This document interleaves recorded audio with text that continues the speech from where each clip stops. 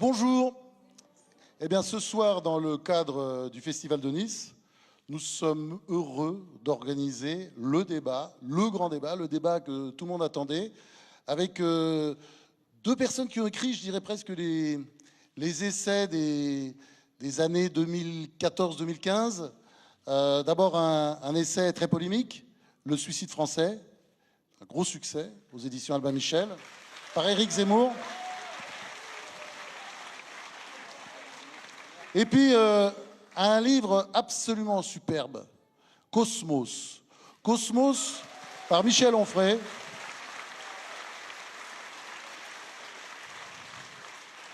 C'est une tentative d'explication du monde et c'est pas fini, il y aura encore 2 tomes.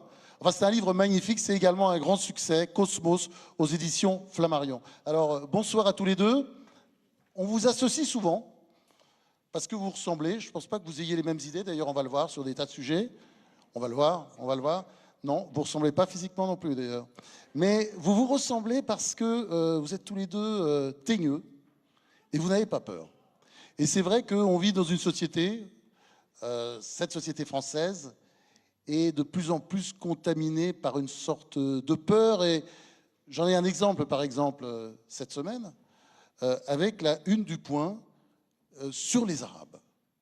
Le Point a l'idée de faire une une sur les Arabes, mais en traitant les Arabes comme ils traitaient, je sais pas, l'Inde, la Chine, les Chinois, les Japonais, c'est-à-dire uniquement sur le plan de la civilisation. Donc c'est une civilisationnelle. Il y a tout de suite une énorme campagne sur les réseaux, attaquant le Point, ça c'est une vieille tradition pour islamophobie, et un tombereau d'insultes qui tombe sur ces dirigeants. Et ça, je trouve, c'est tout à fait frappant de ce qui se passe aujourd'hui. Et c'est bien qu'on en parle un jour où, justement, on doit se demander si on peut débattre encore en France aujourd'hui. Je sais qu'on va le faire avec vous deux, mais c'est vrai que ça devient de plus en plus compliqué. C'est-à-dire qu'on est dans le pays des anathèmes, où on ne peut pas parler de tas de choses, on ne peut pas nommer les choses. Voilà. Qu'est-ce que vous en pensez, Michel Onfray ? Alors moi, je dois dire que je défends le Point, parce que le Point m'a défendu au moment où tout le monde m'a vomi dessus à l'époque de Freud. Mais je dois dire que cette une, je n'y souscris pas absolument, mais je sais ce que c'est qu'une une, parce que vous m'avez fait l'amitié de m'en consacrer deux ou trois. Plus que ça, tiens, il a oublié les autres déjà. Quelques-unes. Et ce sont souvent des arguments de vente. Et effectivement, on est obligé d'aller vite, plus vite qu'en 140 signes. Et si je me souviens bien, j'ai plus ça très exactement en tête, mais le titre, c'est Les Arabes. Et il y a un sous-titre avec quelque chose du genre du début de leur civilisation jusqu'aux problèmes qu'ils nous posent aujourd'hui. Et je trouvais que cette deuxième partie était quand même malvenue. On peut faire l'analyse de cette civilisation, de cette culture, et dire ce qu'est le Coran, etc. Mais d'imaginer que les Arabes nous poseraient problème aujourd'hui, ça me paraissait quand même pas très subtil. D'autant que l'intérieur du dossier n'aborde pas du tout ce problème-là, que c'est très sérieux, que moi j'y ai appris des choses, qu'on y interroge un historien du Collège de France qui m'a permis de prendre des notes. Henri Laurence, qui est un grand spécialiste. Absolument. Moi j'ai pris quelques notes parce que je vais faire des lectures à partir de ce dossier, mais je veux dire que le dossier ne méritait pas cette une. Mais pourquoi est-ce qu'on n'a pas le droit simplement d'écrire ça? Moi, je ne me souviens plus tout à fait de la formulation. Parce que dire que les Arabes posent problème... Mais tout pose problème. Je veux dire, les Bretons, les Corses, les Normands, les Niçois. Non. On n'entend pas ? Ça manque un peu d'humour à Nice, c'est le seul problème. Sinon, tout va bien. Non, mais ça mérite une véritable analyse. La différence entre les Arabes, les musulmans qui ne sont pas arabes. Enfin, je veux dire que c'est beaucoup plus subtil que ça. Et si on veut penser l'islam, il faut justement éviter les gros sabots. Il faut être subtil tout en essayant, c'est ce qu'essaie de faire Eric et moi aussi et quelques autres, je veux dire, d'être informé, de donner des faits, et puis d'éviter d'aller trop vite sur des sujets comme ceux-là. Alors, Éric Zemmour. Alors, ça marche ? Oui, bien sûr. Tout marche. Alors, mon cher on est à Nice. Mon cher Michel, vous m'amusez beaucoup dans votre rôle de faux naïf, parce que je vais vous expliquer quelque chose de très simple que vous savez déjà et que vous faites semblant de ne pas voir. C'est que les journaux ont beaucoup de mal à se vendre, premièrement. Deuxièmement, il y a une rupture entre les journaux qui... comme il y a une rupture avec les politiques, comme il y a une rupture avec tout ce qui incarne les élites, parce que ce mot est un peu un mot valise, et évidemment, il y a des élites autoproclamées, il y a des vraies élites. Bon. Mais manifestement, il y a dans la population le sentiment très fort, de plus en plus fort, et ça fait 6 mois que je me balade en France et je le vois grossir de jour en jour, que les élites ne parlent pas le même langage que le peuple et qu'ils ne veulent pas les mêmes choses que le peuple et qu'ils ne s'intéressent pas au sujet qui intéresse le peuple. Et donc, les journaux font exactement comme les politiques. Il faut qu'ils rattrapent par la manche les lecteurs. Et donc, ils font des unes qui leur donnent l'impression qu'ils s'intéressent au même sujet qu'eux. Et que, quand il y a des problèmes, qu'il y a des sujets qui leur posent problème dans leur vie, eh ben, les journaux doivent essayer de leur dire « Mais vous voyez, nous aussi on s'intéresse mais vous êtes au même sujet. journaliste depuis très longtemps. Ben, c'est ce que fait la presse depuis toujours. Mais absolument. Là, mais j'ai pas fini. Vous n'êtes pas en train de découvrir Mais la Lune pas un du peu, tout, non? Ah bon. parce que c'est la deuxième partie qui a changé. Mais dans le cadre, l'Express, je fais exprès de citer l'Express parce que c'est le grand spécialiste de ça et je trouve que c'est les hebdos qui ont tous imité l'Express, je vais vous expliquer en quoi. Et dans le cœur des hebdos, alors là, on redresse, si vous voulez, le cœur des hebdos s'adresse, alors là, aux élites. Et on leur dit, vous voyez, on a fait une une un peu populiste, comme on dit aujourd'hui, mais dedans, on va expliquer aux gens que c'est pas du tout ce qu'ils croient et on va les rééduquer.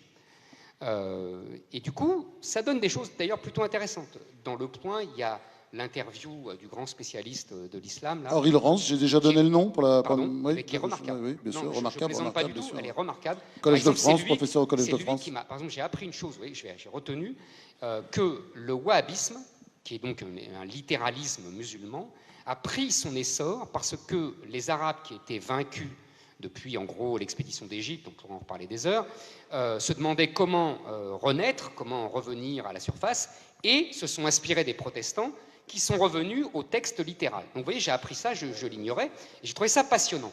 Mais tout ça pour vous dire qu'il y a une dialectique assez hypocrite, il faut bien le dire, qui est que, comme les journalistes traitent un peu par le mépris les préoccupations des gens, et que ça se voit dans les ventes, ils essayent de rattraper ce mépris par des unes un peu racoleuses. Et je trouve qu'il y a une dialectique... Enfin, non, mais je ne veux pas la défendre, non, Le Point, mais Le Point est un des rares mais journaux. c'est pas Le Point en général, non, mais c'est un journal qui n'a pas de problème de vente. Il a toujours pris comme ça un parti pris, je parlais disons, en général. comment dire, subversif, oui, c'est ça, anticonformiste. Ça a toujours été Et le en parti même temps pris de ce très journal. conformiste. Oui, mais anticonformiste quand même, je suis désolé. Par rapport à d'autres titres, c'est certainement l'un des plus anticonformistes Ça aujourd'hui en dépend France. sur quel sujet. Mais on ne va pas discuter. Oui, d'accord, d'accord. Juste un mot, on peut dire qu'un certain islam pose problème. Ce n'est pas exactement la même chose que dire les Arabes nous posent problème. Je pense que si vraiment on veut pouvoir... Michel, Alors là, vraiment, je pense que c'était pas l'idée du titre et c'était pas l'idée du journal et c'est pas ce que pense ce journal. Moi, j'y suis plus depuis 1 an et demi, j'y vais quand même souvent. L'idée que les Arabes pourraient poser au C'était quoi problème... le sous-titre? L'idée que les Arabes... Je me souviens plus exactement du sous-titre, mais l'idée que les Arabes pourraient poser problème aux Français, mais c'est une idée absurde. C'était C'est le vrai sous-titre. que... c'est pas une idée absurde. Non, c'est ce qui fait problème. C'est là pas que une la idée, différence. excusez-moi. Non, ce qui fait problème. Non, ce qui peut faire... Ce qui fait... C'est une pratique religieuse, Non, Éric. pas du tout. Pardonnez-moi. Vous pouvez laisser passer Zemmour, s'il vous plaît, madame. Merci. Non, pardonnez-moi. Vous faites semblant de ne pas voir les choses. Il y a d'abord, quand Michel dit un certain islam, moi je veux bien. Enfin, lui-même explique, je l'ai vu faire la leçon, je jubilais devant mon écran à Alain Juppé, lui-même a expliqué qu'il fallait lire le Coran, donc il y a différents islams, mais il y a quand même un seul texte. Et dans ce Coran, comme Michel l'a très bien dit... Il y a des prélèvements possibles. Voilà, Et pas mais les bien sûr, mêmes. comme toujours. Ah oui. Comme toujours. Mais si on prélève oui, parmi les sourates agressives et dangereuses, on n'a pas le même islam que quand on prélève, par exemple, la fameuse sourate issue du Talmud qui nous dit pas de contrainte en matière de religion. Ça fait 2 islams quand même. Non, mon cher Michel. Et assez non. incompatibles quand même. Non, Et si. non. Mais si on veut bien penser la chose, il faut... Ça ne fait pas 2 islams, pardonnez-moi. Si. Pardonnez-moi, pas du tout. Pour des tas de raisons. D'abord parce que, en islam, dans le Coran, le dernier texte est supérieur aux autres. C'est ce qu'ils appellent la règle de l'abrogation, premièrement. Et deuxièmement, de façon beaucoup plus conjoncturelle, le wahhabisme, qui est un littéralisme et qui donc s'applique et qui applique littéralement le texte, est en train de vaincre tous les autres. C'est ça l'époque. Et troisièmement, quand on parle arabe et musulman, je sais bien, évidemment, que tous les arabes ne sont pas musulmans et que Bah tous oui. les musulmans ne sont pas Il arabes. suffit d'aller en pays arabe. Non, mais merci. Que ça tous va. les musulmans ne sont pas terroristes. Non, mais, et mais que- merci. Non, merci. mais si on veut penser finement, Non, mais il faut quand même d'accord. éviter. Non, mais ça, c'est. Non, mais c'est bien de le dire au départ. Non, mais d'accord. c'est Eric, bien de le dire en au plus, c'est départ. pas gênant d'ailleurs. Je Alors vois d'accord, pas. c'est bien de le dire au départ. On le dit. Mais maintenant, il faut nuancer dans la nuance. C'est-à-dire qu'il faut dire que le génie de l'islam et le génie arabe, et je dis ça sans ironie, c'est que l'assimilation se fait tellement bien que tous les musulmans s'identifient aux arabes. Et que pour un musulman, il est, au moins de façon mythologique, un arabe. Tout Que l'islam. ça soit un Pakistanais, que ça soit... Non, mais si, tout l'islam mais si. indonésien. Non. Mais dans l'imaginaire, cher Non, Michel. l'imaginaire dans français. Non, L'imaginaire pas du tout. français Pas dans qui- l'imaginaire non, français, c'est pas justement. du tout, Dans l'imaginaire musulman. Eric, là, il faut laisser la parole à Mais Michel un moment. Sur quel sujet? Parce que non, moi. Là, qu'on finisse là-dessus, et puis après, on passera à la suite. Sur l'islam, c'est ce qu'il vient de dire. Oui, donc moi je pense qu'il faut effectivement considérer qu'il y a des islams et qu'on doit pouvoir récupérer un islam républicain. Mais il y a plein de... Non mais...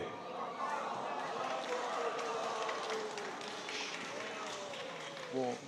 Un islam républicain... Excusez-moi, mais on n'est pas dans un Un congrès islam. des républicains. Et moi, je ne me comporterai pas comme Nicolas Sarkozy. Ici, on siffle personne, Non, mais- on débat. J'espère bien. Non, On a dit qu'on essayait de débattre. Hein. Non, mais c'est pas grave. Je disais tout à l'heure que tout dépend du prélèvement. Personne n'a sifflé. J'ajoute un islam républicain. Quelques-uns sifflent. Il faut être cohérent. C'est-à-dire vous auriez dû siffler précédemment ou pas siffler du tout. Si effectivement je dis qu'il y a des islams en relation avec les prélèvements, il y a effectivement la possibilité d'un prélèvement qui va rendre possible un islam terroriste. Et on le sait et on le voit, mais il y a aussi un autre islam qui rend possible, avec les prélèvements qui seront faits, un islam républicain. Je vois bien que, par exemple, quand Juppé dit qu'il n'a jamais lu le Coran, combien, parmi ceux qui vont à la messe le dimanche et qui sont dans cette salle, ont lu la Bible? Combien sont capables d'avoir une discussion un petit peu technique sur ce qui distingue l'Exode, le Deutéronome, le Pardonnez-moi, Lévitique? c'est tout à fait normal, parce que le catholicisme n'est pas un texte du livre. Non, Ce n'est pas une religion du Le livre. problème, il n'est pas là. Ça C'est que passe justement par les prêtres. inscrit dans l'histoire, et il faut faire de l'histoire et pas de l'idéologie. Quand on fait de l'histoire, il y a une diversité des islams, il y a des lectures possibles du Coran, il y a des sourates abrogeantes, des sourates abrogées, je le sais bien, sauf que personne ne peut nous dire quelles sont lesquelles. Si. Non. C'est chronologique. Non, pas du tout. C'est chronologique, c'est facile. Mais si vraiment... Et les plus guerrières sont les si dernières. vraiment on veut faire un travail très précis, le Coran a été écrit sur plusieurs siècles. Et alors, De sorte... Ah ben oui, non mais D'accord. faisons de l'histoire pour le coup et pas de D'accord. l'idéologie. Et quand on fait de l'histoire, il y a eu des Corans divers et multiples. Mais ça ne se dit pas. Mais des Corans divers et multiples jusqu'à ce qu'à un moment donné, on décide qu'il y aurait un Coran. Et aujourd'hui, on ne parle plus que d'un seul Coran. Où est la vérité? Mais ça, c'est comme la Torah. Non, mais certains diront le Coran le plus près, le plus vrai est celui qui est le plus près du prophète. D'autres diront, mais non, pas du tout, c'est le dernier. Parce qu'on sait très bien que si on a envie d'être agressif, on va justifier la Mecque ou Médine. Si on a envie d'être pacifiste, on va justifier la Mecque ou Médine, etc. Et que c'est a posteriori qu'on fait ces choses-là. Il y a des gens qui ont envie d'être violents, Coran ou pas, et il y a des gens qui, Coran ou pas, ne sont pas violents. Il suffit simplement de regarder autour de soi. Tout le monde connaît des musulmans qui boivent de l'alcool, qui mangent du porc, qui sont républicains, qui n'ont jamais voulu de vote communautariste. Ça existe aussi. Ils ne sont plus musulmans, Michel. Non, mais c'est comme les chrétiens qui aujourd'hui... Mais il y a des chrétiens aujourd'hui... Non, ils le sont. Il y a des chrétiens aujourd'hui qui ne croient pas au ciel, au paradis, au purgatoire, à l'Immaculée Conception, qui ne savent pas ce qui distingue l'Assomption de l'Ascension. Ils ne sont plus chrétiens. Eh oui, mais ils sont catholiques. Mais ça, j'y peux rien. Non, ah bah oui, ils sont mais... de culture Alors à ce catholique. moment-là, il ne reste plus beaucoup de catholiques. Mais oui, et on n'est même pas bien absolument. sûr. On est bien d'accord. Et on n'est même pas bien sûr que le jour où le pape François nous dit que si on dit du mal de sa mère, il va mettre une gifle à l'autre, on n'est même pas bien sûr C'est que pas le très pape catholique. soit catholique. On est bien d'accord. Alors si même le pape On ne est l'est bien plus, d'accord. effectivement, on va avoir du mal. Alors, Bon, alors, Eric répond et après on passe à la suite du débat. Parce qu'on a d'autres sujets. Hein. ah bon, d'accord, très bien. Non, mais c'est très simple. Je pense que je suis en désaccord avec les deux branches de l'alternative de Michel. Quand il dit il y a un islam terroriste, je ne suis pas d'accord. Il n'est pas terroriste. Excusez-moi. Simplement, il applique, on pense au califat islamique, on pense aux frères Kouachi, etc. C'est ça quand il parle d'islam terroriste, j'imagine. Pas du tout. Pour moi, le califat islamique applique de façon littéraliste le Coran. Le Coran, c'est très simple, cher Michel. Je suis C'est d'accord. pas le dernier, le premier, le pas dernier, le premier. C'est être Mahomet. C'est ça. tous les musulmans sérieux vous le disent. C'est il faut refaire tout ce qu'a fait Mahomet. Or, Mahomet, il n'a pas seulement dit aimez-vous les uns les autres, pour paraphraser Jésus-Christ, il a aussi dit il faut tuer, il faut exécuter, etc. Et il l'a fait, contrairement à Jésus et contrairement même à Moïse dans la Torah, qui était un chef de guerre, mais qui, lui, ne participait pas au combat. Vous connaissez l'image des bras qu'on portait, c'est-à-dire qu'on portait les bras de Moïse comme ça, et quand Moïse se tenait les bras en l'air, les Hébreux gagnaient dans le désert, et quand dès qu'ils baissaient les bras par fatigue, ils perdaient. Et c'est pour ça qu'il y a deux types qui sont venus lui soutenir les bras. Pourquoi je vous dis ça? Pour vous montrer qu'il y a une différence de comportement. On n'est pas d'accord sur Jésus. Est-ce que je peux répondre sur Jésus? Parce que quand on dit Jésus pacifique, etc. Jésus, il a tué personne. Il a tué personne, sauf qu'il nous met dehors les marchands du temple Bien avec sûr. un fouet. Mais il ne tue pas. Mais il ne tue pas. Il ne tue jamais personne. Non. Voilà. Je voudrais finir là-dessus en disant que c'était le Jésus qu'Hitler aimait beaucoup. Il y a dans Mein Kampf que dans Mein Kampf. Je suis désolé, qui a lu Mein Kampf? On va recommencer. Vous avez le droit de... Ah bah là, il n'y a pas grand monde. Hein. Bah oui, mais moi je l'ai lu. Ah oui, mais moi je l'ai lu.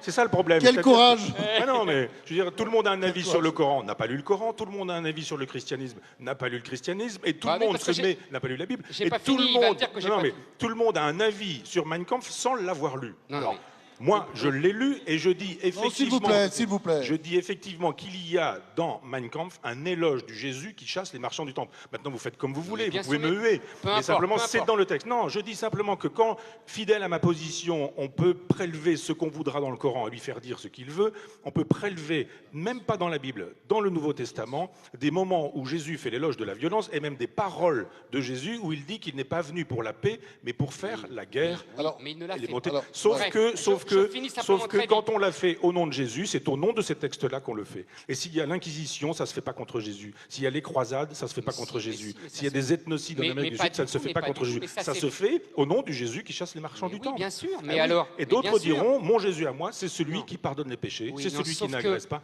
Théorie du prélèvement. On ne va pas débattre 3 heures sur Jésus, parce que là, vous faites de la sémantique. Mais Non. je finis mon histoire de terroriste. Pour moi, ils ne sont pas terroristes, simplement, ils appliquent strictement la charia. C'est-à-dire que les frères Kouachi ont appliqué une exécution par un tribunal islamique. Et Daesh, j'ai coutume de dire que l'Arabie Saoudite est un Daesh qui a réussi. C'est exactement la même chose. Et maintenant, pour l'islam républicain, pour moi, c'est un oxymore. C'est-à-dire qu'on ne peut pas, à partir du moment où, qu'est-ce que c'est que la République? C'est le pouvoir du peuple, et c'est la loi qui s'impose, la loi des hommes qui s'impose à la loi de Dieu. Tout ça est le contraire de l'islam, qui ne connaît que la loi de Dieu et qui ne connaît que la soumission à la loi de Dieu. Vous allez me dire immédiatement, le judaïsme aussi et le christianisme aussi, et je vous dirai, vous avez raison, sous réserve, on ne va pas faire des discussions théologiques 3 heures, sauf que, et le christianisme et le judaïsme se sont vus imposer, pour le christianisme, c'est par la République, pour le judaïsme, c'est par Napoléon en 1807, des contraintes très strictes, et se sont vus imposer des suppressions de références et ont dû se soumettre à la loi républicaine. Le problème, c'est très exactement ce que je dis avec l'islam. c'est qu'on Si n'a nous jamais eu, avions on n'a une pas république digne de ce eu nom, de Bonaparte en France voilà. depuis, et que donc c'est ça qu'il faut faire avec Je suis l'islam. entièrement d'accord. Alors- Mais c'est bien ce que je dis. S'il y a effectivement une comptabilité, il faut que quelqu'un qui soit républicain soit capable de dire que c'est l'islam qui obéit à la République et pas la République à l'islam. Bon. Eh ben, Merci. Donc c'est intéressant ce débat quand il a commencé, parce que je vous demande vraiment de rester calmes les uns les autres, parce que l'idée de ce débat, c'est quand même, peut-on débattre en France? Moi j'aimerais bien qu'on puisse montrer, d'autant plus que ce débat est télévisé, qu'on puisse montrer qu'on peut débattre à Nice sans forcément s'insulter dans le public. Alors, moi oui, non mais vraiment, un peu de calme, ça fera du bien. Donc là on va lister un certain nombre de problèmes. On pensait que ce débat... comment dire, ce n'est pas vraiment un débat. Moi, j'étais sûr qu'il y aurait des points de désaccord. Vous voyez, déjà, ça commence sur l'islam. Il y a un point de désaccord clair entre Michel Onfray et Éric Zemmour. On va aborder un deuxième sujet. Et moi, on m'a beaucoup dit, je l'ai lu d'ailleurs dans la presse, qu'ils étaient d'accord là-dessus. Moi, je ne suis pas sûr. Bon, moi, je suis le seul libéral sur cette estrade, parce que je suis libéral, j'ai jamais caché mon jeu. Bon, Michel Onfray a une réputation d'antilibéral, Éric Zemmour aussi, et pourtant j'ai du mal à croire que, et on va peut-être commencer par lui, que Michel Onfray soit systématiquement antilibéral. Pourquoi? Parce que quand vous lisez son œuvre, il y a un personnage qui ressort, bon, on a tous compris, Nietzsche, Épicure était au sommet des sommets, mais il y a aussi Proudhon. Et Proudhon, il y a un tel anarchisme dans Proudhon qu'on n'est pas très loin du libéralisme. On est quand même en marge du libéralisme, c'est-à-dire que, vous verrez, dans quelques années, il ira dedans. Ouais, ça c'est clair. C'est clair. C'est l'évolution normale. Michel Onfray, non? Vous me prédisez un avenir de vieux con, mais c'est déjà le cas. Alors, oui, je suis d'accord avec Éric sur l'antilibéralisme, mais il y a plein de façons d'être antilibéral. Donc on est d'accord sur l'idée qu'effectivement le libéralisme est une catastrophe pour la France. La France qui est un pays qui est dominé par une sorte de communisme mou, puisqu'il y a 57% de dépenses publiques, de dépenses d'État. On est quand même sous un régime de communisme mou que de libéralisme. Dictature libérale. Oui, enfin, ce qu'il y a de libéral dans un pays où il y a 7% de dépenses publiques. Enfin bon, ça c'est ma... Si, non mais je vais répondre à ça, c'est un sujet fondamental, j'allais en parler. Je vais définir mon libéralisme. Le libéralisme, le système dans lequel l'argent fait la loi. L'argent fait la loi. Donc c'est pas terrain, c'est un moment où on nous dit c'est l'argent décidé. Ça tout le monde est contre forcément. Non, tout le monde est pour, mais dans les maisons d'édition, on voit bien aujourd'hui qui décide de la fabrication d'une couverture, qui décide d'un titre, les commerciaux, qui décide qu'un manuscrit va devenir un livre ou ne va pas devenir un livre, les commerciaux. Et même quand le directeur éditorial se met à penser comme un commercial. Est-ce qu'on va faire de l'argent avec ce livre ou est-ce qu'on va pas faire d'argent? Si on fait de l'argent, on le prend, c'est mauvais, pas grave, on fait de l'argent. Celui-ci, c'est génial, on va pas faire beaucoup d'argent. On va vendre 200 exemplaires, mais ça risque de marquer l'histoire de la littérature ou de la pensée. On ne le prend pas. C'est ça le libéralisme. Mais vous avez raison, comme il fonctionne actuellement, le libéralisme est une contrainte de chaque jour. Donc on a effectivement les inconvénients du libéralisme et pas les avantages du libéralisme. Alors mon libéralisme, effectivement, il passe par la communauté, la coopération, la mutualité, la fédération, ce qui n'exclut pas l'État, ce sur quoi nous nous retrouvons tous les deux, parce qu'il y a chez Proudhon, le dernier Proudhon, celui de théorie de la propriété, cette idée que l'État peut garantir l'anarchie. L'anarchie n'étant pas le désordre, entendons-nous bien, mais c'est presque la définition du libéralisme, ça, cette définition-là. Non, oui, bien sûr. Non, presque. Tout est dans le presque. Le libéralisme dira pas besoin d'État pour ça. Oui, quand il est caricatural. Il y a une main invisible. Quand il est caricatural, enfin, on peut pas. C'est plus. Enfin, c'est. Oui, c'est. Raymond Aron n'aurait jamais dit ça. Bah, bien sûr. Enfin, je sais pas. Même Adam Smith n'aurait pas dit ça, d'ailleurs. Ah, pardon, excusez-moi. Mais là, on est entre nous.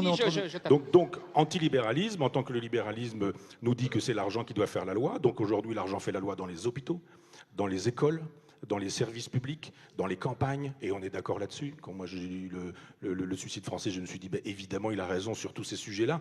Il y a une espèce de destruction de la province, de destruction des campagnes. Ça n'est pas rentable. On ferme une ligne de train, on ferme une école, on ferme, etc., etc. Ça, c'est un massacre, me semble-t-il.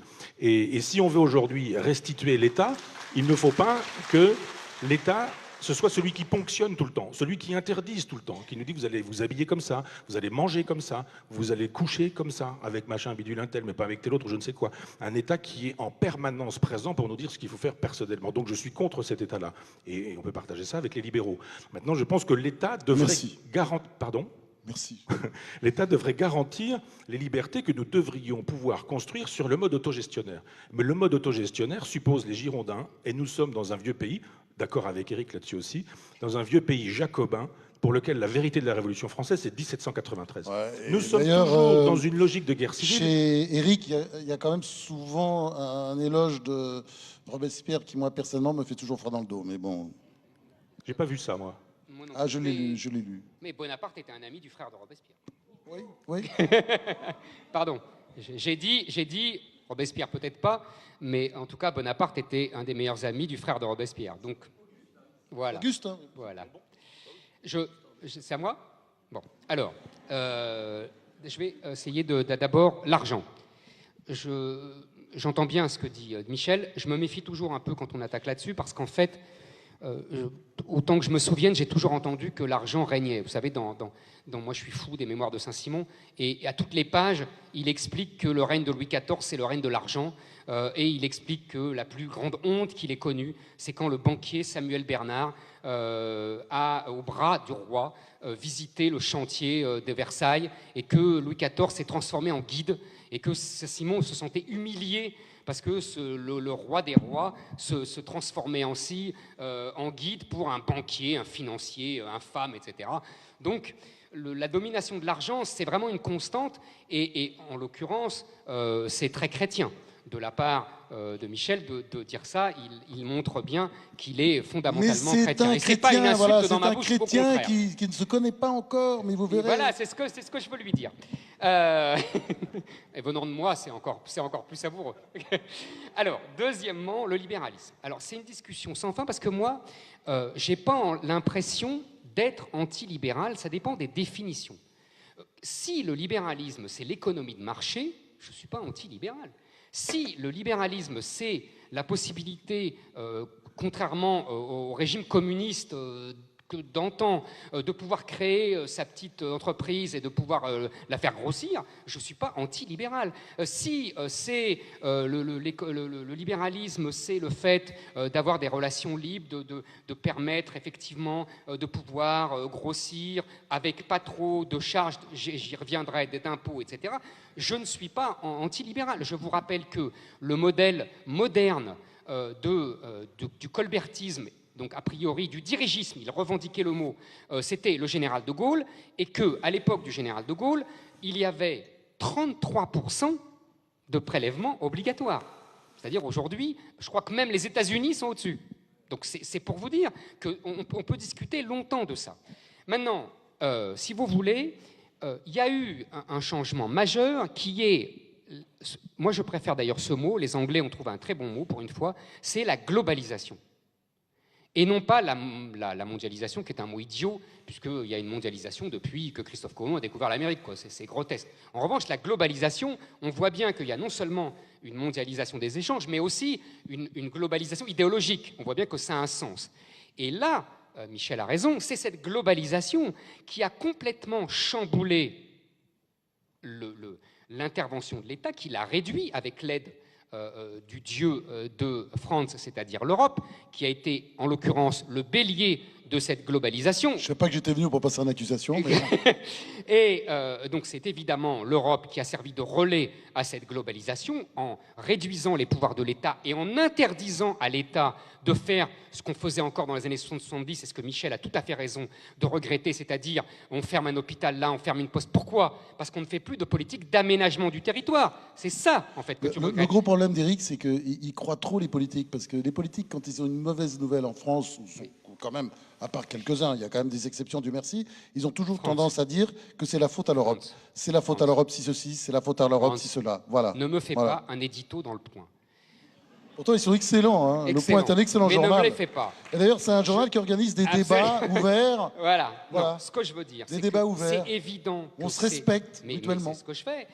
C'est évident que c'est l'Europe, France. Sérieusement. C'est l'Europe, là où tu as raison, avec l'accord de tous les gouvernements. Je ne dis pas le contraire. Mais en tout cas, du peuple. Voilà, à la place du peuple. Bon. Maintenant, en fait, j'ai lu récemment un livre tout à fait remarquable d'un polytechnicien qui s'appelle M. Sarlat, je crois, et qui dit cette chose que je crois, ça m'a permis d'avancer dans ma réflexion. Il dit en fait, nous sommes trop libéraux et trop sociaux. Je m'explique, ça va être très rapide. Trop libéraux dans un sens, c'est-à-dire que nous avions la tradition française, j'étudiais ça quand j'étais à Sciences Po, ça date pas d'hier, c'est le capitalisme sans capitaux. On a un capitalisme sans capitaux, c'est-à-dire que contrairement aux anglo-saxons, contrairement aux Allemands qui ont les banques régionales qui financent la banque industrie, nous, on a un capitalisme sans capitaux.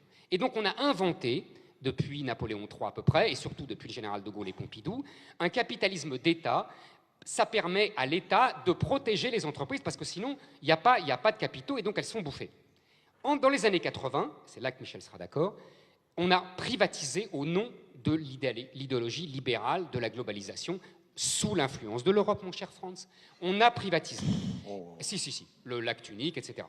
Plus de politique industrielle, plus d'aide d'État. Qu'est-ce qu'il Si, faut pas entendre, en France, il faut plus, lire, c'est comme le Coran, ça. C'est même pas payé. Il faut lire les traités, ça. Qu'est-ce qu'il faut Et donc, mais si.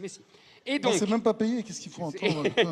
et donc, Si j'étais payé encore. on a lâché nos entreprises avec l'épisode provisoire et ridicule des noyaux durs, tu t'en souviens, France, de Balladur, qui n'ont duré que quelques années. Pathétique, mais ça c'était... pathétique, oui, mais ça n'empêche... C'était oui, copain, c'était ton on est copain. d'accord, oui, c'est pour permettre de financer les campagnes électorales. On est d'accord. Mais c'était pas seulement ça. C'est toi qui l'as dit, c'est pas moi. C'était pas seulement ça, c'était aussi pour essayer que les banques et les grands instituts d'assurance protègent nos entreprises. Et puis ça s'est effiloché. Et qu'est-ce qu'on a aujourd'hui?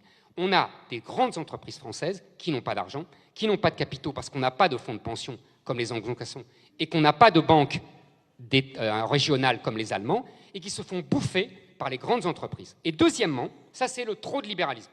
Et deuxièmement, trop de social, et là tu vas être content, parce que là tu as raison, 57% de prélèvements obligatoires, c'est une folie. C'est évidemment une folie. Évidemment, les entreprises sont... De dépenses publiques, hein, parce que les prélèvements obligatoires sont au-dessous. Ils sont de l'ordre de 47%, ou choses comme ça. Ça monte tout le temps, de toute façon. On dépassera la barre des 50%. Mais pourquoi ça monte? Et tu sais bien que c'est financé par l'endettement.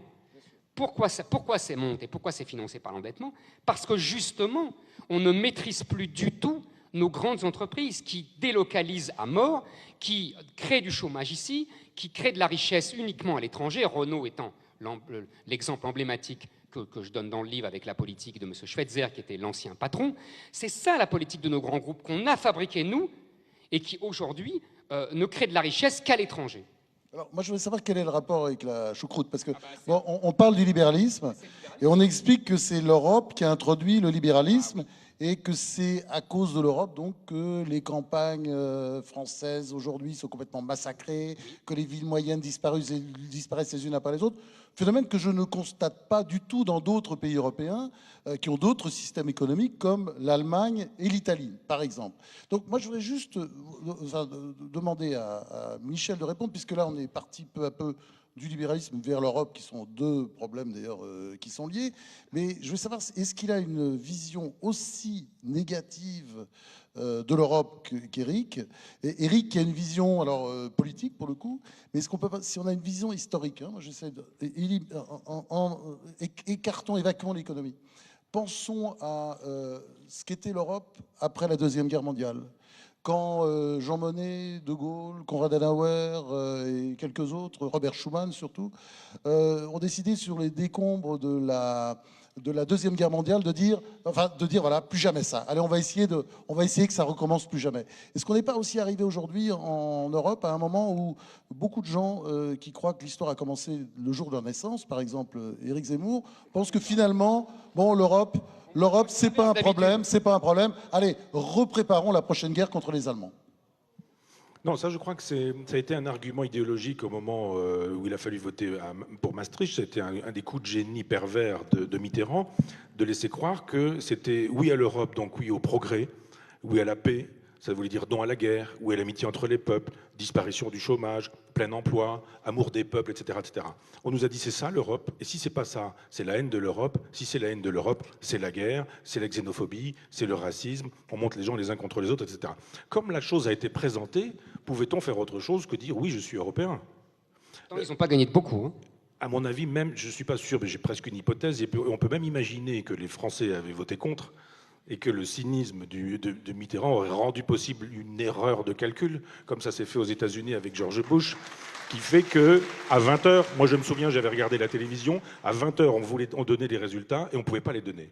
Et alors évidemment, il y avait toutes les huiles politiques qui étaient là en train de dire on a gagné, on n'a pas gagné, on a perdu, ou je ne sais quoi. Et Mitterrand arrive, patelin, à 20h20, en disant c'est court, mais nous avons gagné, je vous remercie. Qui est allé refaire les calculs? Hypothèse. Mon cher Michel, il n'avait même pas besoin de truquer les résultats, puisque de toute façon, si le non avait gagné, il nous aurait fait revoter un an après. Oui, non mais on a vu en 2005. Donc de toute façon, tant qu'on n'aurait pas voté, oui, il nous aurait fait voter. C'est la démocratie à la mode européenne, ça. C'est qui ça? Éric Zemmour, c'est qui? C'est les méchants? C'est les méchants. Il y a des très belles pages de Pierre Danino sur c'est les méchants. Mon cher Michel, c'est les méchants. Mon cher France. En 2005, lors du référendum, le second, que donc le non a gagné, il s'est passé deux choses. La première, c'est qu'on nous a, c'est pas il, c'est on, c'est-à-dire le Parlement français, sous la présidence de Sarkozy, nous a refait voter le même texte qu'on avait refusé à l'Assemblée. Si ça, c'est pas un déni de démocratie, je sais pas de quoi on parle. Et deuxièmement, pendant la campagne de 2005, Juncker, qui est devenu depuis président de l'Eurogroupe, si je ne dis pas de bêtises, Juncker avait dit, parce qu'il a beaucoup d'humour ce garçon, il avait dit « si c'est oui, on continue, et si c'est non, on ne s'arrête pas ». Moi, j'aime la démocratie comme ça, si vous voulez. Ouais. Ça me rappelle la blague sur l'URSS, vous savez. Ouais. C'était le capitalisme, c'est l'exploitation de l'homme par l'homme, et le communisme, c'est l'inverse. Bah, la démocratie, selon Juncker, c'est pareil.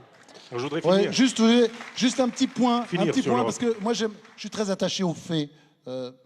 Éric aime beaucoup la démocratie, moi j'aime beaucoup les faits, ça va être mon côté journaliste. La démocratie, or, ce que Sarkozy a fait voter après, ça n'était pas le traité, je suis absolument désolé. C'est la même chose sans les symboles. Puisque c'était un traité constitutionnel qui créait des institutions, et ces institutions, à ma connaissance, n'ont toujours pas vraiment été créées. Quand on regardait la constitution qu'avait faut dire, sorti au forceps Valéry Giscard d'Estaing, c'était une constitution qui donnait un vrai président, qui donnerait un vrai pouvoir, un vrai exécutif politique à l'Europe. Aujourd'hui, le problème de l'Europe, comme il n'y a pas de pouvoir, c'était... Mais non, il a dit ça pour faire passer la pilule.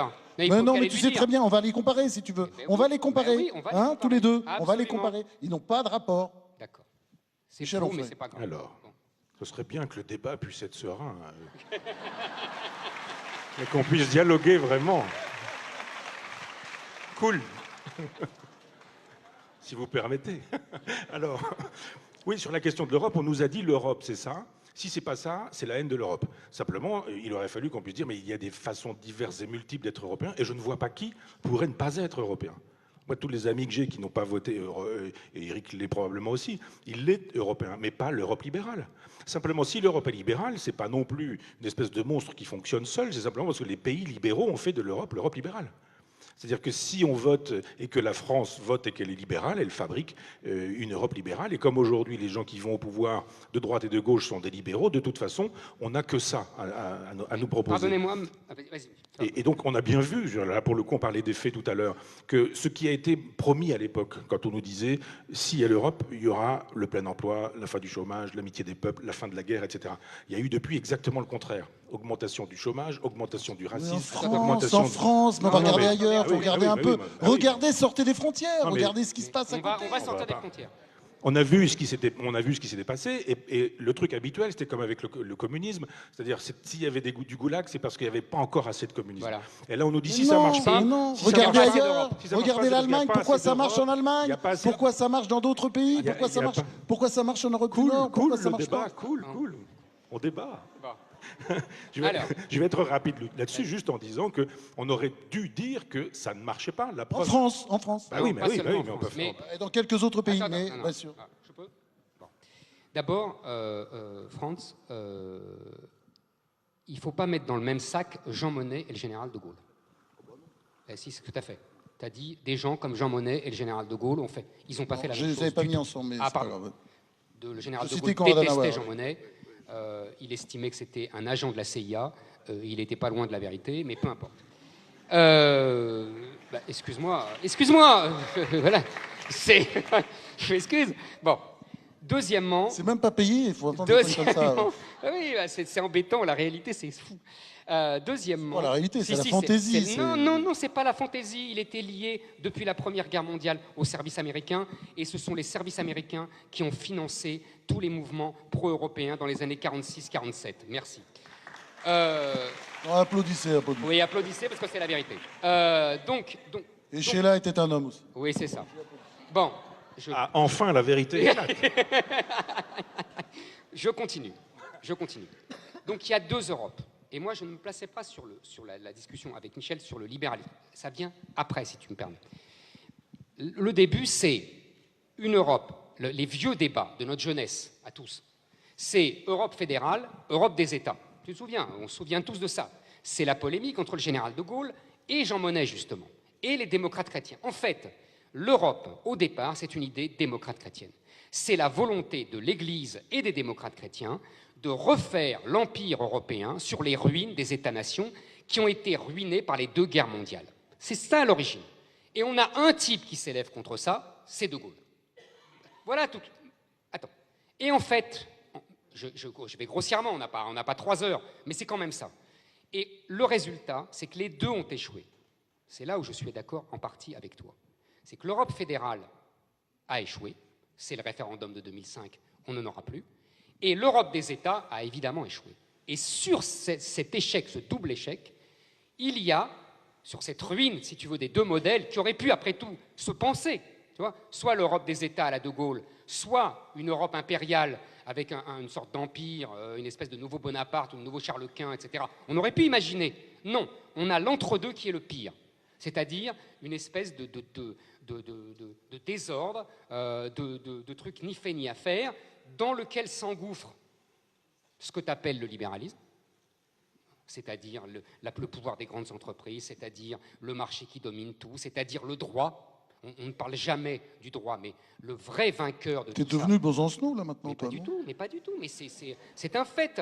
Le droit européen est un scandale. Le droit européen nous a privés de toute souveraineté. C'est le vrai scandale, c'est le droit européen. Ce n'est même pas le marché. Hein?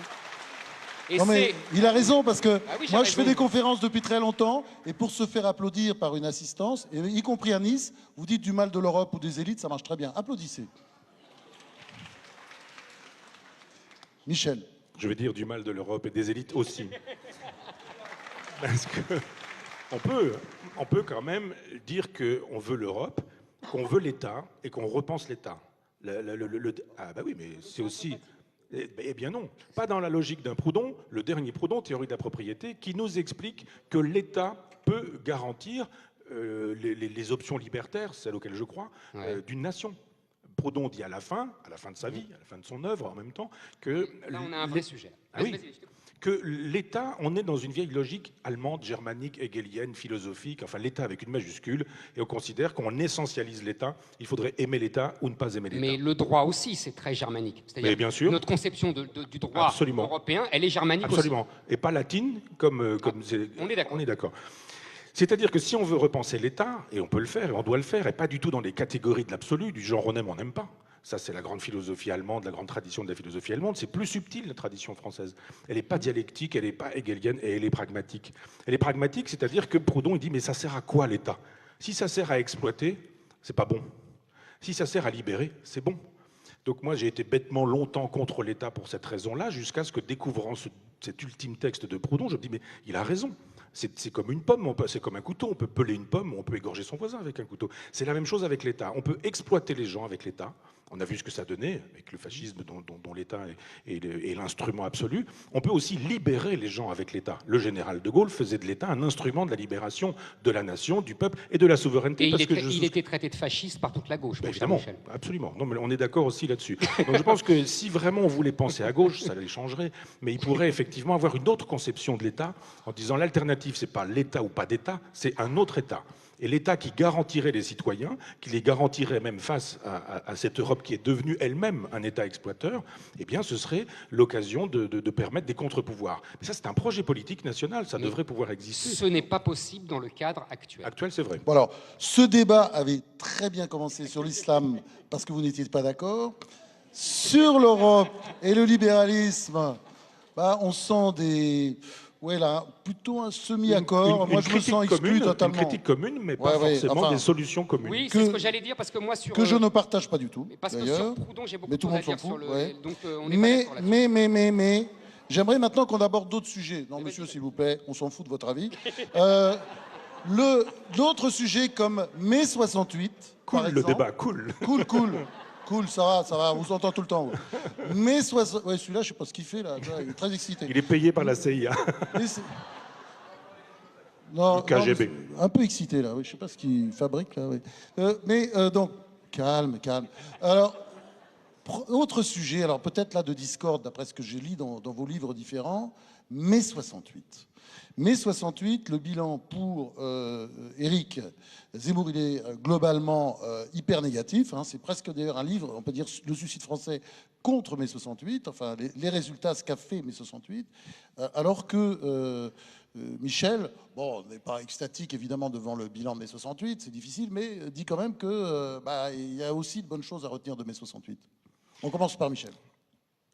Oui, alors d'abord, j'avais été très étonné en lisant Malraux, en lisant Les chaînes qu'on abat, de découvrir que mai 68 avait eu lieu presque partout sur la planète. C'est ça qu'on oublie la plupart du temps. C'est-à-dire quand il nous dit il y a eu des choses sur les campus américains. Mexico. Bien sûr, mais oui, ça a commencé. C'est même fondamental. On en reparlera, mais absolument, c'est fondamental. absolument. Les campus américains, c'est fondamental. Absolument. Comme on est, nous, franco-français, jacobins, centralisés, parisiens, etc., mai 68, ce sont les barricades du quartier latin avec Cohn-Bendit, son sourire devant des CRS, etc. Des espèces de bons points qu'on donnait aux élèves, de mythologie. Donc, moi, je ne souscris pas à cette mythologie-là. D'abord parce que gamin, j'avais 9 ans en mai 68, j'ai 10, je ne sais plus, enfin, je suis né en 59, oui, c'est ça. Et j'ai vu, moi, mai 68 concrètement, sans trop comprendre, évidemment. J'avais une institutrice communiste qui nous foutait des baffes, qui fumait en cours, qui écoutait Europe 1 et qui attendait le grand jour et qui prenait les informations, comme on disait. Et il y avait le général de Gaulle à la télévision avec son costume de général et mon père trouvait que ça chauffait quand même. Et on voyait des bagnoles en feu. Donc j'ai compris que quelque chose avait lieu là. Et dans le village où il y avait la fromagerie, la laiterie, etc., les laitiers avaient refusé d'aller chercher le lait. Donc mai 68 a eu lieu pas seulement à Paris, mais dans la totalité de la France. Pas seulement dans la totalité de la France, mais en Europe. Pas seulement en Europe, mais dans le monde entier. Ça veut dire que pour le coup, penser mai 68 à partir de Paris, c'est une erreur. Il faudrait penser à partir d'une philosophie de l'histoire, ce que fait Éric, qui ne pense pas, contrairement à ce que tu disais tout à l'heure, à partir de sa date de naissance. Au contraire, il est l'un des rares à avoir la culture... Non, mais c'est vrai, la culture et l'histoire. Bon, je m'excuserai peut-être. Non, mais c'est vrai. Non, mais il y a pas mal de gens dont c'est le cas, effectivement, qui pensent à partir d'eux-mêmes, mais c'est pas le cas d'Éric Zemmour qui a une culture historique et on peut effectivement débattre à partir de faits. C'est le moment de refraternisation. Non, on attend la suite. Non, mais je veux dire, Merci. moi j'ai lu son livre et c'est rempli d'informations justes et avec lesquelles il faut composer. Il faut composer avec le réel, pas avec l'idéologie. Donc mai 68 a eu lieu et de fait, quelque chose s'est passé qui a fait qu'on n'a plus parlé les uns les autres de la même manière quand on était supérieur hiérarchique, inférieur hiérarchique, homme, femme, parents, enfants, instituteurs, etc. Ça, c'est une bonne chose. La mauvaise chose, c'est que la destruction de valeurs qui avaient fait leur temps n'a pas été remplacée par des valeurs nouvelles. C'est-à-dire que ce moment de négativité qui a été mai 68 aurait dû être suivi par un moment de positivité qui n'a pas eu lieu. Donc je dis oui à ce moment de négativité d'abord parce qu'on ne peut pas dire non au réel. C'est un mouvement qui concernait la totalité de l'Occident. L'Occident est une espèce de bête vivante. Ça vieillit, ça fatigue, c'est né, ça meurt, ça disparaît, la civilisation disparaît, etc. C'est un mouvement de civilisation, pas seulement une espèce d'épiphénomène parisien. Parce que c'est absolument frappant, ça va jusque dans les pays de l'Est, hein, parce que Dubček, c'est la même époque. Mais absolument. Et quand on a compris ça, on se dit, on ne peut pas dire non à ce qui a eu lieu. Notre erreur, enfin, moi je ne me sens pas trop coupable de ça, parce que je n'avais pas l'âge de contribuer positivement, je dirais l'erreur des intellectuels, des philosophes, dont on a beaucoup parlé à l'époque, ceux dont on dit qu'ils sont la French Theory outre-Atlantique, c'est-à-dire les Deleuze, les Foucault, les Guattari, les Derrida, etc., ont déliré. Et intellectuellement, ça a produit encore des effets chez Najat Vallaud-Belkacem, par exemple. Absolument. Ah ouais. Mais oui. Toute la théorie, la théorie du genre, la théorie pédagogique, tout ce genre de choses procède de l'arrivée au pouvoir d'une partie de cette génération qui a été formée par la French Theory. Et on ne peut pas faire comme si ça n'avait pas eu lieu. Alors c'est très beau sur le papier, la French Theory, la théorie du genre. C'est très beau sur les campus, quand on nous explique que le masculin, féminin, les hormones, la biologie, la nature, tout ça n'existe pas. Nous sommes des concepts, nous sommes des êtres de papier dans un temps de la disparition de l'individu et de la mort de l'homme. C'est bien sur un campus. Sauf que quand ça produit des effets dans la réalité et que dans mon école, l'école de mon village, 500 habitants, on nous fait le coup de la théorie du genre avec des gamins qui sont déjà perdus et qu'on les perd sur leur identité sexuelle, on se dit, il y avait effectivement un travail de positivité, un travail de valeur de substitution qui n'a pas été fait, auquel cas mai 68 a fait un travail intéressant de nettoyage pour que l'histoire puisse avancer, mais l'histoire n'a pas avancé parce qu'elle s'est mise à bégayer et à faire des choses terribles. Et le constat qu'on fait aujourd'hui est 10 fois terrible, quoi. Donc alors, le bilan... Je peux répondre ? Donc pour Michel Onfray, vous avez compris, sur la fin, c'est très négatif, mais enfin, globalement, quand même, c'est plutôt positif. Hein. Oui, si c'était à refaire, il faudrait le refaire, disons-le voilà. comme ça. Et pour Éric Zemmour, c'est totalement négatif. Alors, d'abord, il faut bien comprendre, et Michel a tout à fait raison, de dire que c'est un mouvement occidental très profond qui vient des États-Unis, qui vient des campus américains dans les années 60, qui a été remarquablement analysé. Mouvement noir aussi, en même temps, aux États-Unis. Attends, c'est exactement ce que j'allais dire. C'est évidemment lié. Qui a remarquablement été analysé pour la France par Revel, qui a été sans doute... Génial. Vraiment, pour travailler sur mon livre, j'ai relu des tas de bouquins. Ni Marx ni Jésus. Exactement. Et c'est brillantissime. Le type a tout compris dès le début des années 70. C'est remarquable. Et pour les États-Unis, j'encourage tout le monde, même si c'est un peu casse-pied à lire, c'est Christopher Lasch qui a le mieux analysé cette évolution. Voilà. Alors, qu'est-ce qui s'est passé? En fait, et mai 68, je finis, la spécificité française quand même, que Michel a balayé avec dédain, c'est d'avoir, c'est la spécialité des Français depuis 3 siècles, c'est qu'on met des mots sur les événements. Et on met des mots, pas toujours les bons, sur les événements. C'est-à-dire qu'on a mis, dans un premier temps, une logorrhée marxiste sur un événement qui ne l'était pas. Et en tout cas, qui était individualiste, et qui était une défense et de l'individu et des minorités, tu as tout à fait raison, Franz, puisque c'est le début des mouvements noirs, c'est le début des mouvements féministes, et avec le règne de l'individu roi.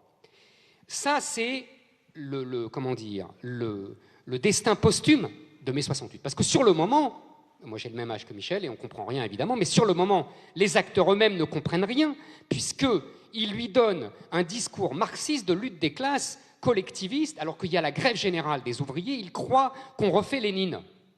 Alors qu'en fait, pas du tout. On ne refait pas du tout Lénine. C'est là où Revel avait tout à fait raison, ni Marx, ni Jésus. Maintenant, c'est là où je ne serai pas d'accord avec Michel. Je pense que, qu'est-ce que c'est que ce mouvement, aujourd'hui, avec le recul, hein, pas avec la logorrhée marxiste de l'époque. Qu'est-ce que c'est que ce mouvement? C'est en fait un mouvement qui détruit les structures traditionnelles. La famille, la nation, la patrie, etc. L'Église. En fait, c'est le deuxième épisode de 1789. C'est ça, c'est fondamental. Le deuxième épisode, c'est la suite et fin. Sauf que,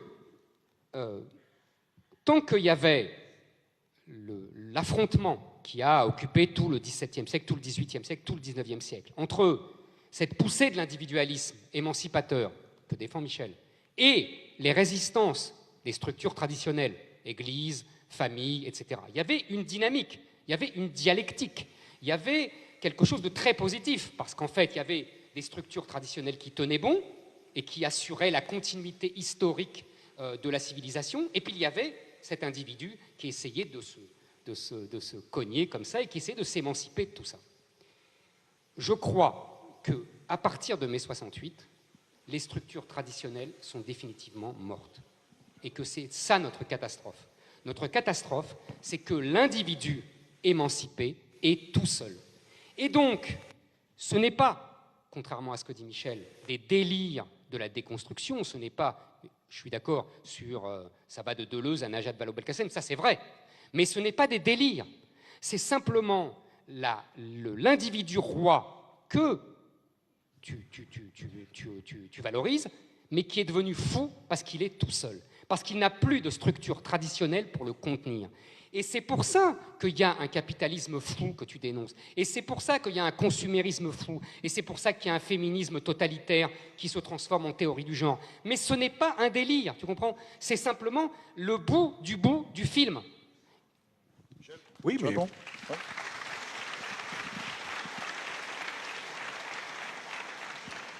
Oui, je suis d'accord avec ça, sur cette idée qu'effectivement, il y a une grande négativité qui n'est suivie d'aucune positivité. Mais pour une raison... Parce qu'il n'y a plus rien pour contenir. Pour une raison bien simple, c'est que Mitterrand avait envie du pouvoir et que tout cet après mai 68, parce qu'il y a mai 68 et il y a l'après mai 68, et on confond souvent les mêmes choses, les deux choses. C'est-à-dire qu'il y a un mouvement qui est sauvage, divers, multiple. Les communistes ne l'aiment pas beaucoup, il y a des anarchistes dans la rue, il y a des trotskistes, il y a des situationnistes, il y a des gens qui sont là parce que les autres y sont, il y a des gens qui ont envie d'autre chose. Enfin, c'est vraiment très divers et très multiple. Et puis après, il y a l'esprit de mai 68, qui fait effectivement, et tu as raison, que l'individu se retrouve dans un moment de nihilisme généralisé, dont nous ne sommes pas sortis, parce que des gens auraient pu, à l'époque, nous sortir du nihilisme. De Gaulle, hélas, c'était trop tard, on lui a signifié son congé, il est parti, et on s'est aperçu que, un, pouvait éventuellement cristalliser une positivité de la gauche, ça aurait été Mitterrand, dans l'opposition. Il avait commencé à le faire. Le Mitterrand d'avant 81 est un homme de gauche. Il parle à gauche, du moins. Il parle la langue marxiste, comme il dit. Absolument. Et il la parle très bien. Absolument. Il le dit lui-même, d'ailleurs. Mais oui. On aurait pu imaginer que, fédérant l'écologie, le féminisme, le désir d'une autre pédagogie, etc., il ait une positivité s'il avait aimé la France, s'il avait aimé la République, s'il avait aimé non pas le pouvoir pour le pouvoir, mais le pouvoir pour faire quelque chose. Il arrive au pouvoir, il s'est servi de ce nihilisme-là comme d'une espèce d'escalier, il est passé, il est arrivé au pouvoir. En 83, il dit ça y est, fini de rigoler, la rigueur, le fameux libéralisme, l'Europe, et puis je vous ai bien eu. Et quand Mitterrand dit mai 68, ça a été 10 ans de perdu pour moi. Il dit en fait, il n'y aurait pas eu mai 68, je serais arrivé 10 ans beaucoup plus tôt et on aurait pu faire des choses. Après De Gaulle. C'est ça. Et on se dit, mais on voit bien, et toi tu le connais mieux encore avec les biographies que tu as pu écrire, sur l'espèce de cynisme de ce personnage, mais Oui, enfin, qui se ressemble, ça semble. Oui, oui. Mais ouais. Moi aussi, je sais faire applaudir une salle. Non, mais je veux dire, Il va regretter d'être venu, France, en fait. Et on voit comment le personnage n'avait rien à faire de la gauche, rien à faire de la République, rien à faire de Jaurès, rien à faire du peuple. Beaucoup à faire de l'Europe.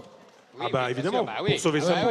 Pour sauver sa peau. Non, mais il avait des convictions. Mais lui il aurait pu parce qu'il fait des. Il avait des convictions d'ailleurs. Il y avait des gens bien avec lui. N'oublie pas, Mitterrand, c'est cet homme malade qui tient à peine debout et il a besoin, avant de partir, de faire 2 discours, l'un à Strasbourg, l'autre à Berlin.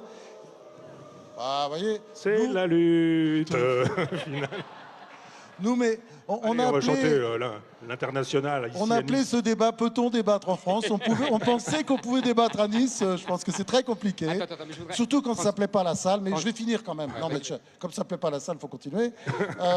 Et la phrase de Mitterrand qui voulait dire, comme ça, la voix chevrotée, ça, cette belle phrase, c'était... Non, pas du tout. Ah non, c'est vrai, c'est pas lui. C'est une phrase d'ailleurs prophétique pour Éric. Je donne mon corps à Le la France. nationalisme, c'est la guerre. Et c'est faux. Voilà. Et Mais c'est ça, une phrase fausse. C'est pas une phrase de cynique. C'est une phrase Ça n'est fausse. pas une phrase de cynique. C'est quelqu'un qui en a bavé pendant la guerre, comme Mais c'est une plein de phrase gens fausse. qui en ont soupé pendant la guerre. Alors, Voilà. Bon, je voudrais alors, répondre parce que juste un mot parce que moi je voudrais qu'on aborde un autre sujet. Avec, très bien, Je d'accord. suis pas du tout d'accord avec Ah, enfin. Non, mais vraiment, Moi, je crois au grand homme. Hein. Et je crois au grand homme de gauche aussi. Moi aussi, je crois au grand homme. Et Mitterrand était un très petit homme. Moi, je crois au grand homme, mais... Bon. Mais je crois, en l'occurrence, que Michel se trompe et que on peut faire le procès de Mitterrand, mais c'est pas le sujet. Je vais pas du tout me placer sur ce plan-là. Au moins, on se ferait applaudir. On peut Non, mais justement, je vais pas le faire. Justement, je vais pas le faire. Mitterrand, les je élites, pense que l'Europe... Mitterrand a exploité ça, oui, avec cynisme, oui, mais il est largement dépassé par ce mouvement. Non, mais vraiment, j'en ai pour 2 phrases. Je voulais dire simplement que c'est là la contradiction que Michel ne veut pas voir de lui-même. Il ne peut pas dire qu'il est favorable à ces mouvements émancipateurs qui détruisent les structures traditionnelles. Enfin, comment ne pas l'être? Mais moi, je ne suis pas favorable. Bah attends, les mouvements féministes, obligés. Non. Bah attends, t'as vu comment les femmes étaient traitées? Mais elles n'étaient pas maltraitées du tout. C'est un mythe. C'est un mythe. Elles n'avaient même pas le droit d'avoir des carnets de chèques. Voilà. Fallait demander au mari.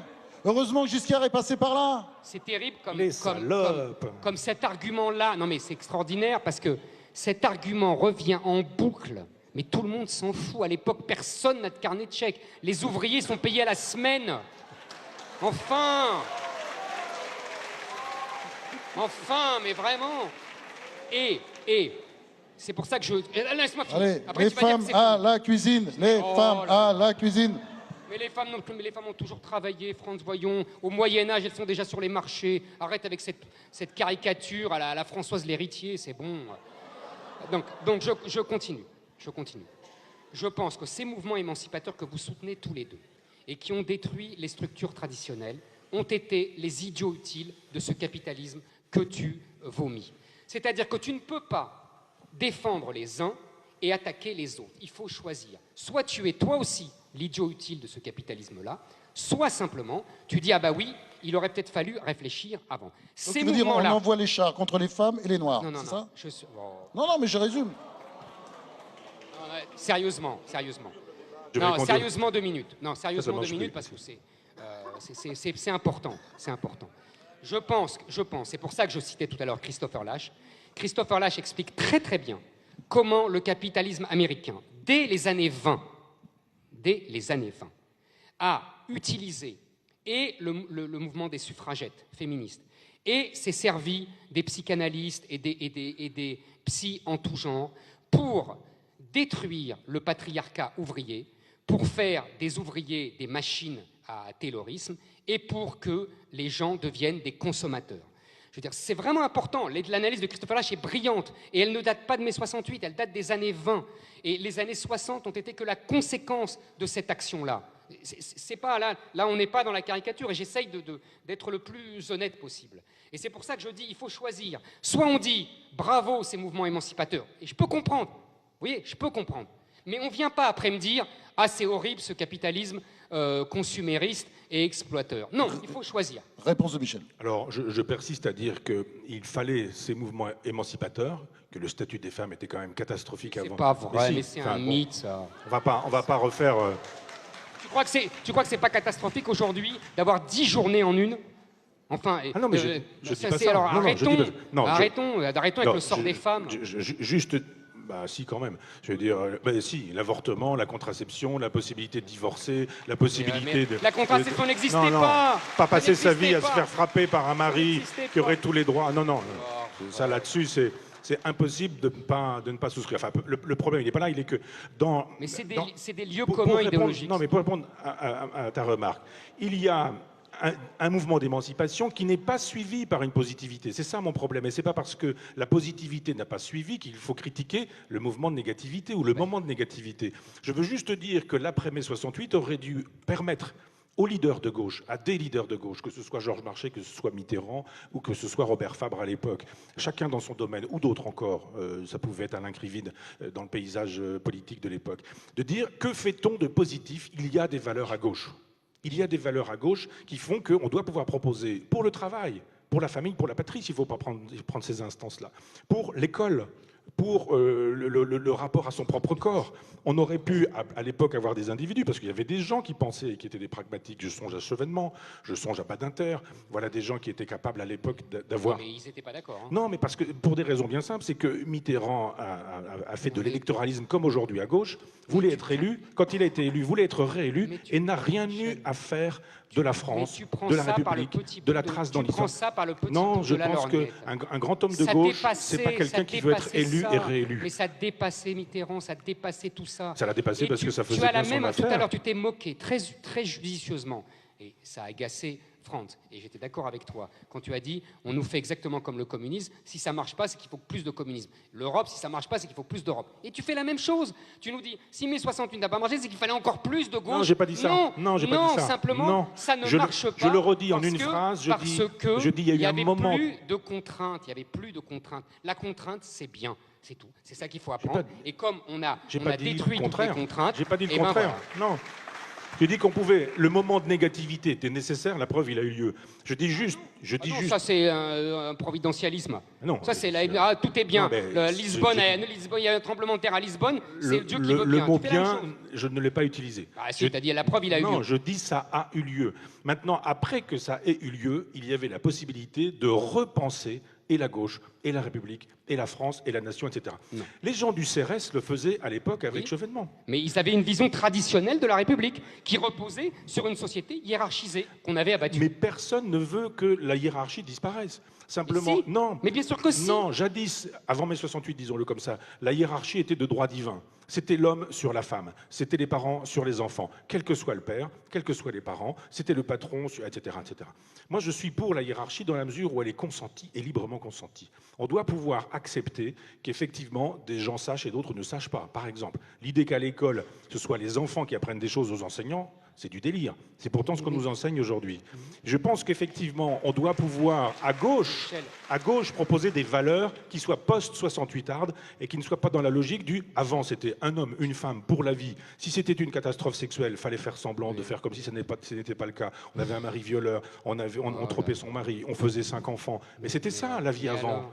Ben après, il y a eu la contraception, il y a eu l'avortement, il y a eu la possibilité du divorce. Juste aller jusqu'au bout de mon truc pour dire que ça n'a pas été idéal dans la mesure où on a dit maintenant tout est possible, tout est pensable, allons-y. Et on a eu des intellectuels qui ont défendu la pédophilie, on a eu des partous dans des groupes... Mais ça, c'était les années 70, hein, oui. Je te rappelle. Hein. Et bien c'est pour moi la négativité. Oui. Simplement l'idée que... Non, c'était la liberté. Associer la sexualité à ce qu'elle était précédemment, c'est-à-dire la famille, la tradition, la reproduction, etc., associer la sexualité à ces choses-là. Ça n'a jamais été associé, tu lis Casanova et tu sais que c'est pas associé. Ça, c'était des élites. Mais c'était pas des élites, tout le monde raisonnait comme le ça. Le libertinage de l'aristocratie, Voyons, le peuple...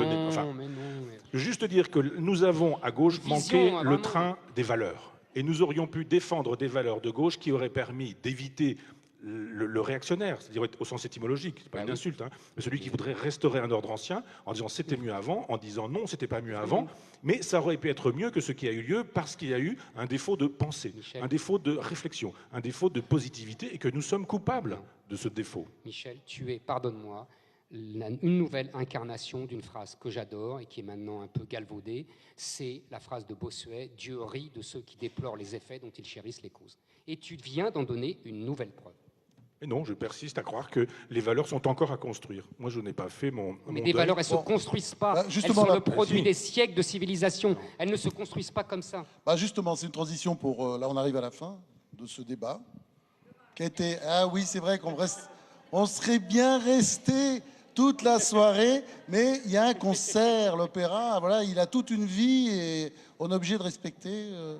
Alors voilà, donc la question pour terminer. Moi, j'ai juste une question sur l'avenir.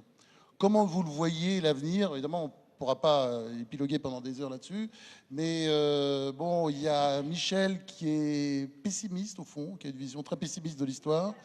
De l'autre côté, Éric est pessimiste, mais je ne suis pas sûr qu'il le soit tant que ça, c'est-à-dire il est très pessimiste. Alors, on commence par qui? Allez, une bataille de pessimistes, alors, maintenant. Allez, Michel?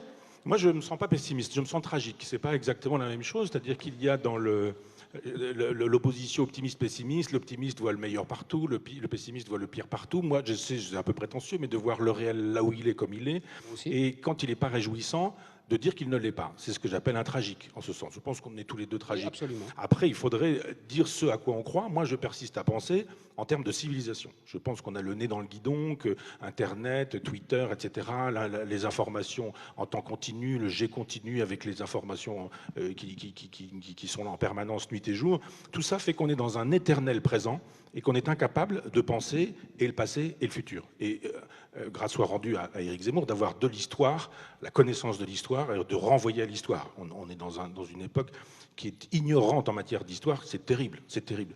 Je crois juste que quand on est dans une perspective de civilisation, relire Hegel, c'est le son sur la philosophie de l'histoire, y compris des philosophes dont il suffit de prononcer le nom pour se faire insulter, Spengler, Toynbee, pas pour dire qu'on est spenglerien, mais juste pour dire qu'on doit pouvoir sortir du vieux schéma chrétien et marxiste, du genre le progrès toujours, et on s'en va vers une espèce de parousie du prolétariat ou ce genre de choses, mais de dire non, ça ne se passe pas comme ça. Tout le monde a vu les pyramides, tout le monde a vu le Parthénon, tout le monde a vu le Forum romain, et tout le monde a vu que ces civilisations étaient mortes.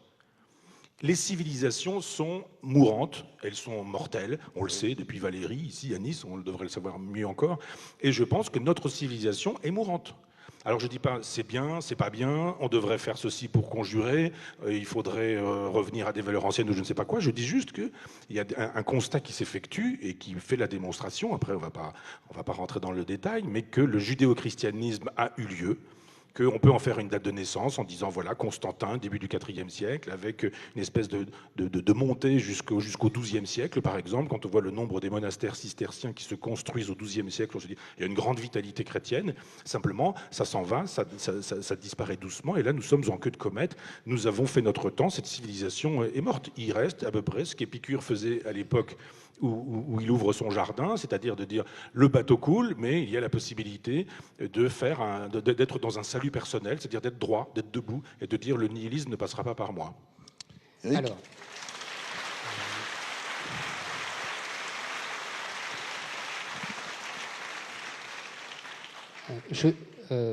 J'écoutais attentivement Michel et je me rendais compte d'une chose amusante, mais qui ne va pas du tout l'amuser, c'est que je suis absolument d'accord avec Michel, mais pas pour les mêmes raisons.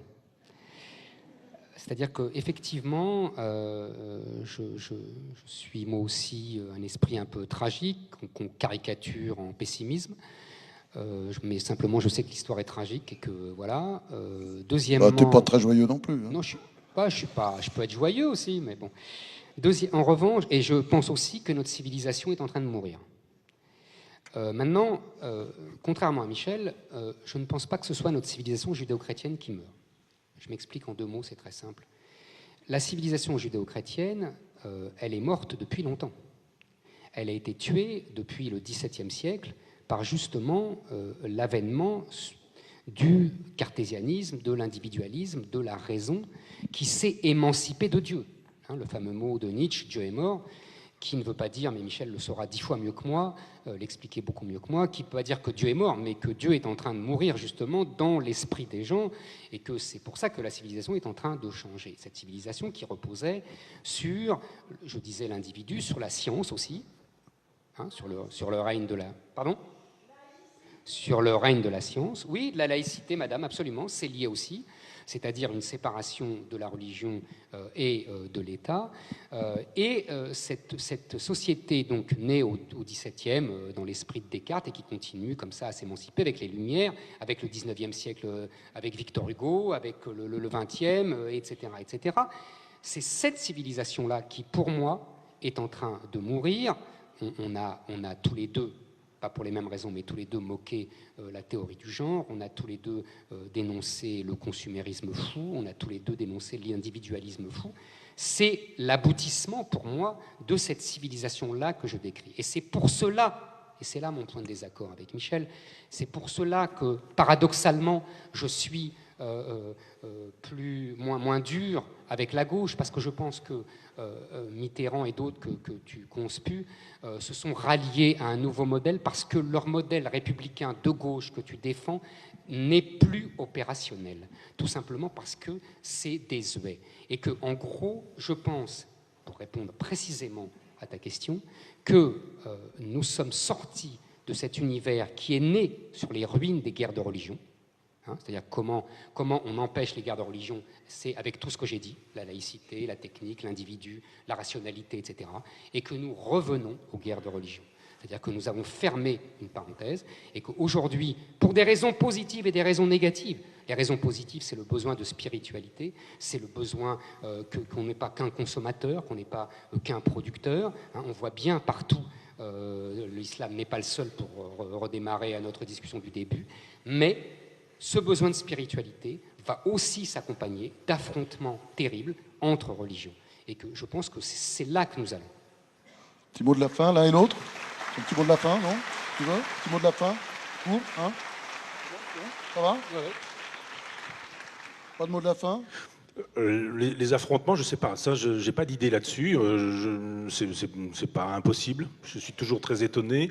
Mais plutôt étonné aussi parfois dans le bon sens, c'est-à-dire quand on nous dit tout est catastrophique, l'islam nous guette, ils sont tous là, ils veulent mourir, etc. Ça fait 2 ou 3 jours que je suis à Nice. Dès qu'on est à une terrasse de café, on voit des avions qui sont atteignables par des armes qui sont en circulation. Ça n'a heureusement jamais eu lieu. Donc je me dis, on nous fait... que ça peut être pire. Non, certes, je suis d'accord. Non, mais je veux dire je suis d'accord. Non, mais tout le monde nous dit la guerre est pas loin, la guerre est possible, etc. Je veux dire, les bazookas ou les machins comme ça, c'était en vente sur Internet quasiment. Et on se dit là, n'importe qui peut se mettre dans une chambre d'hôtel et puis viser un avion et exploser 500 personnes.